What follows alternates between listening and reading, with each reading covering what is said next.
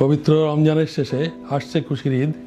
খুশির দিনে আমরা সবাই আনন্দ করি, তার মধ্যে খাওয়ার দাওয়ার একটা আনন্দ থাকে। অনেকে দেখেন যে বিশেষ করে হৃদরোগী যারা, তাদের কীভাবে খেতে হবে এভাবে আমাদের জানা দরকার। সারা মাস আমরা সিয়াম সাধনার ফলে কম কম খেয়ে থাকি বেশিরভাগ ক্ষেত্রেই, এবং যখন ঈদ আসে তখন একবারে অনেক কিছু খাওয়া পড়ে। আমাদের সাবধান থাকতে হবে, বিশেষ করে হৃদরোগীর জন্য, সব মানুষের জন্যে, যারা ভালো তাদের জন্য, সুস্থ তাদের জন্য, যে খাবারটা আমরা নিয়ন্ত্রিত খাবার খাবো। যেমন ঈদের দিন সকালে সবাই আমরা যেমন মিষ্টি খেয়ে তাড়াতাড়ি আমরা ঈদের মাঠে যাই, সেসব মনে রাখতে হবে।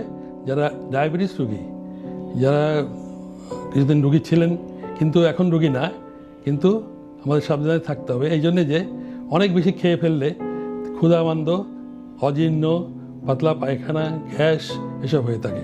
শুধু তা না, আমরা জানি যে স্টমাকের উপরে, পাকস্থলীর উপরেই থাকে হৃৎপিণ্ড, এবং হৃৎপিণ্ডের যাদের অসুখ থাকে ওনারা বুঝতে পারেন না যে এটা গ্যাসের অসুখ নাকি হৃদরোগের অসুখ, কিংবা হার্ট অ্যাটাকে, কিংবা অ্যাঞ্জিনার পেন।